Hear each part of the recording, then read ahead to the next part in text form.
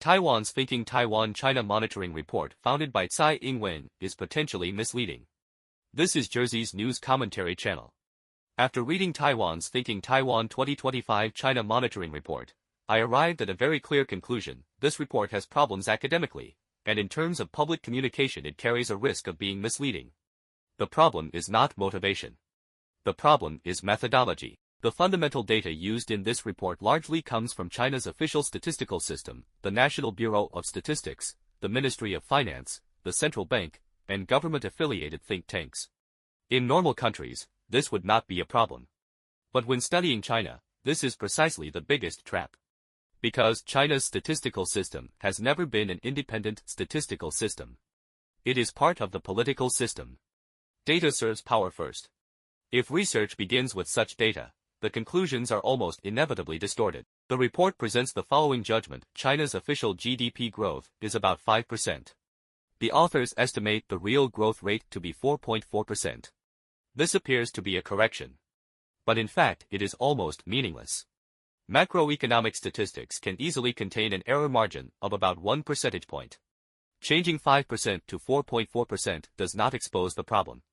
In a certain sense, it merely taps around the edges. It is a mild criticism that ultimately ends up helping the original narrative. More serious research institutions estimate much lower numbers. Some scholars calculate that China's GDP growth has already fallen to -1.2% to -1.4%. My own intuition is even more pessimistic. It may be -3% to -4%.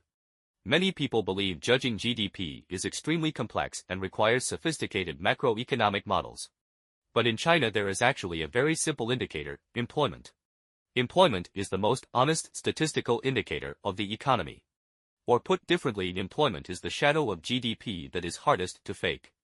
According to Okun's law, when GDP falls by 2%, unemployment rises by about 1%. Many textbooks therefore simplify the relationship as 1% change in unemployment is almost equal to 2% change in GDP. For this reason, many researchers studying China adopt a simplified judgment: employment roughly equals output. If GDP truly grows at 5%, employment cannot collapse. But employment in China is collapsing on a massive scale. First set of data: flexible employment.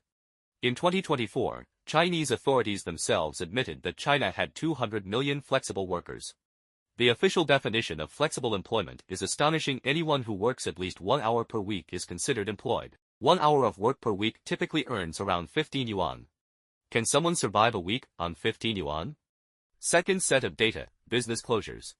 In recent years, company cancellations and bankruptcies in China have surged. Tens of millions of enterprises have disappeared. The corresponding number of unemployed workers is at least over 100 million. Third set of data: university graduates.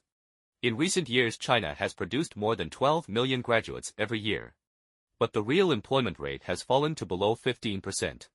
What does that mean? Over the past several years, graduates who have failed to obtain stable employment likely exceed 70 million people. If we also include layoffs in real estate, contraction in manufacturing, and migrant workers returning to rural areas, China's real unemployed and underemployed population may be close to 400 million people.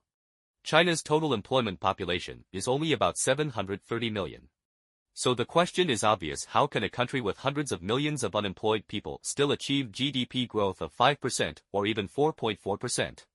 Logically, that is nearly impossible. Unless the vast majority of Chinese companies resemble Elon Musk's companies, where very few workers create enormous output. In reality, this is pure fantasy. The real collapse point of the Chinese economy lies in real estate. Real estate has been the main engine of China's economy for more than 20 years. In 2023, the total market value of China's real estate sector was about 450 trillion yuan. Over the past 3 years, housing prices have been falling continuously. The average decline is about 15% per year. What does that mean? Roughly 67 trillion yuan in wealth disappears every year. Real estate is not just housing. It supports 3 pillars of the Chinese economy: local government finance, bank lending, and household wealth. Once real estate collapses, the entire economic structure shakes. The debt problem is even more severe. Official local government debt is about 50 trillion yuan. Hidden debt is about 70 trillion yuan. But many studies suggest that once financing platforms and implicit guarantees are included, the real figure may reach 250 trillion yuan. Meanwhile, China's annual new tax revenue is only about 20 trillion yuan. Annual interest payments on debt may approach 10 trillion yuan. What does this mean? The government increasingly resembles an institution surviving on borrowing. The banking system is even less safe. China's banking system claims assets of more than 400 trillion yuan. But its own capital is less than 12 trillion yuan. After deducting potential bad loans, the real capital base may be only 1 trillion yuan. At the same time, the average interest margin of Chinese banks is only about 1.2%. But the break-even point is 1.8%. In other words, the banking system is collectively bleeding. If we connect these realities together, the picture of China's economy becomes very clear. Population decline, real estate collapse, debt expansion, fiscal exhaustion, banking system risk, foreign capital withdrawal, supply chain relocation. This is not a normal economic cycle. This is a structural crisis. The problem is that although the Thinking Taiwan report notices many of these issues, it still remains trapped within the framework of official data. That is like studying reality in front of a distorted mirror. If the mirror itself is crooked, the conclusion will inevitably be crooked as well. This is not about the motives of Taiwanese scholars. Unlike some institutions on Wall Street, they may not be driven by financial interests when discussing China. But they have fallen into a common mistake of Western academia over trusting authoritative data. In democratic countries, this principle is reasonable. But in a system where statistics cannot be questioned, media cannot supervise them, and the government has strong incentives to falsify data, this principle may itself become the source of misleading research. Especially in the Xi Jinping era, political narratives increasingly depend on macroeconomic numbers that show stable growth. Under such conditions, economic data is not merely statistical information. It is also a political project. Therefore, if research on China continues to rely primarily on official data, even the most rigorous analysis will struggle to avoid being misleading. Media reports say the purpose of this report is to build a long-term, systematic indicator system to help government, industry, academia, and research communities understand the trend of China's internal situation. It aims to observe China's internal changes through systematic indicators so that Taiwanese society can better understand China. Understanding China begins with objective analysis. But let me ask a simple question: if all the data used in your research is distorted, how can you understand China? How can you be objective? How can you better understand China? Please forgive my bluntness.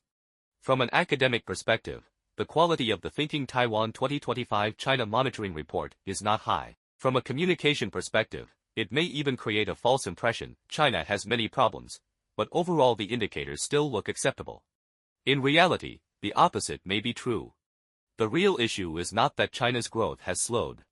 The real issue is that growth may already be collapsing. Yet while the system is approaching structural breakdown, you are still looking for minor problems that barely matter. What is the point of that? Therefore I call on Thinking Taiwan to urgently adjust the research methodology of its China Monitoring Report.